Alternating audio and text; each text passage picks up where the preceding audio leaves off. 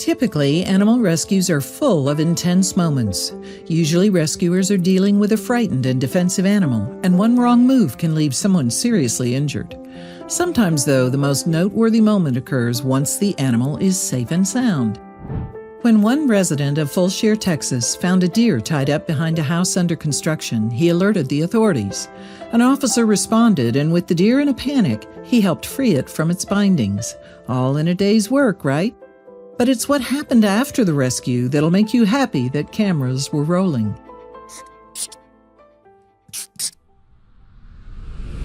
When an animal is in danger, any number of things can go wrong for those attempting a rescue.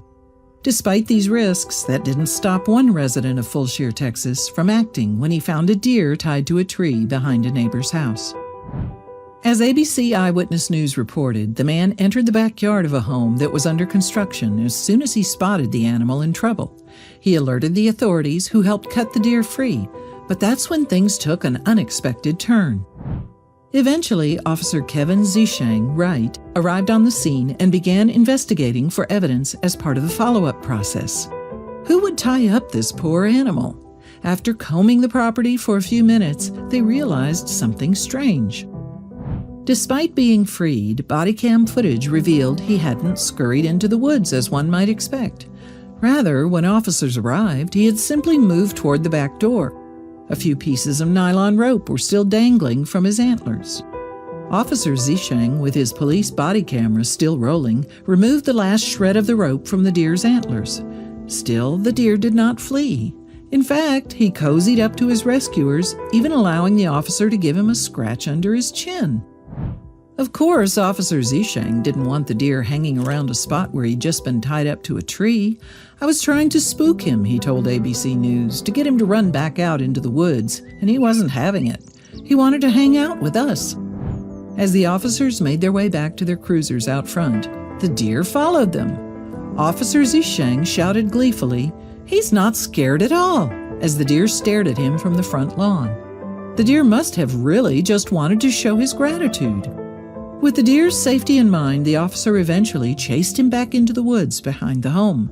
As much as he probably would have liked to befriend the deer, it's rarely a good idea to have a wild animal become too comfortable with humans. Still, their story wasn't over just yet. 2 days later, while speaking with ABC News, Officer Zishang was explaining how he'd never seen such a friendly deer. Then, wouldn't you know it, the reporter pointed out something in the woods. "Sir, is that him right there?" the reporter asked. Incredulous, Officer Zishang turned around and, sure enough, there was the deer watching the interview. "He came back to see me," Officer Zishang said as the deer strode over to him once more. He's a good kid. I'm going to call him Uncle Buck."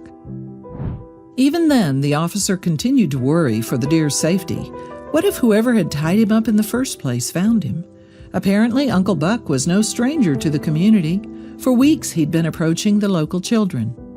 After already giving Uncle Buck his freedom, authorities called Texas Parks and Wildlife, who determined that the deer was eligible for relocation. As of today, he's living peacefully in an animal sanctuary, far from anyone who would do him harm. It's sad to think that Uncle Buck's kindness may have been what led to his capture. Luckily, there are people like Wildlife Aid founder Simon Cowell, no, not that Simon Cowell, who share Officer Zishang's deer sympathies. It was December 2015 when an unnamed driver spotted a wounded deer lying motionless on a stretch of road flanked by dense forest. Worried, the driver phoned Wildlife Aid, and Simon himself responded to the call. One car had stopped ahead of the deer and another behind to help prevent traffic from getting too close to the frightened animal. When Simon arrived at the scene, he expected it would be another day at the office, but he couldn't have been more wrong. Simon pulled over and approached the deer, whispering to her in a soothing tone. "All right, darling," he said. "All right, sweetheart. What's the matter, hey?" Then he knelt down beside the deer and examined the damage. Clearly the victim of a speeding car, the poor deer was shaken, scared, and she sported a nasty gash above her eye. Simon silently noted that a veterinarian would need to stitch it closed. The deer pressed her snout to Simon's knee, leaving a crimson streak right on his jeans. She'd need all the help Wildlife Aid had to offer, and she needed it quickly, or else she wouldn't survive her injuries.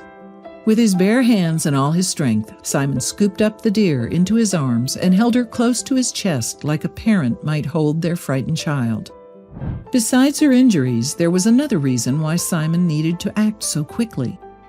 Deer are very nervous and don't cope well with being handled, Simon said, before adding that all wild animals can suffer from capture myopathy.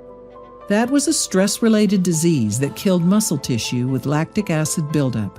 With no time to waste, Simon rushed the deer to his rescue facility. Gently placing a towel over the deer's head so she wouldn't be spooked by unfamiliar surroundings, Wildlife Aid's veterinarian, Dr. Emma Yoret, set down the hurting creature on a hay-padded floor. It was time to get to work before it was too late for this deer. Right away, Dr. Yoret had good news. The deer's skull was not broken. She stitched up 3 wounds, cleaned the blood, and gave the deer a painkiller. Unfortunately, Simon and his team would face an even bigger challenge. The deer might have been all patched up, but would she be able to return to her life of frolicking and grazing? Simon brought her right back to where he'd first found her, with the hopes that, after her nerves settled down, the deer would bound straight for her family. "We just have to pray that she'll stand for us," Simon said, as he and another rescue worker brought the deer into the woods alongside the road. He pet her softly and whispered some words of encouragement. "Listen to me," he said. "It's all over." However, Simon couldn't just leave the deer in some shrubs and call it a job well done. "If she puts her head back," he said, "this is a sign she's giving up on life." So before he could leave, he anxiously waited for the deer's signal. In a heartbreaking moment, the deer's head flopped backward. That was it. She'd given up. The trauma and pain of the car crash was too much for her to fight on. Simon's rescue, it appeared, had all been for nothing. Or had it? Simon wasn't the type to give up on any animal. "Putting her head forward," he said as he tried to help the poor deer stand up, "hopefully will refocus her effort to live." But would Simon's coaxing work? The deer stumbled and staggered as Simon lifted her to her feet. It seemed like he was so determined to see this deer live, he'd have spent his own life carrying her if he needed to.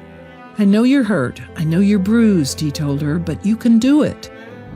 Finally, after plenty of coaxing, the deer stood on 4 wobbly legs. It was heartbreaking watching her struggling to stay up, Simon said. "This is the most worrying time for us because we never know if we've done the right thing or the wrong thing. I'm just convinced that after years and years of doing this is the right thing for this deer," said Simon. "She's right on the verge of making it or collapsing." Sadly, once more, the deer collapsed. Perhaps a less stubborn rescue worker would have admitted defeat right then and there. Perhaps he or she would have brought the deer back to the facilities or left her to fate in the woods. But not Simon. Instead, he picked her up and carried her deeper into the woods. She needed more time to pull her thoughts together, Simon said.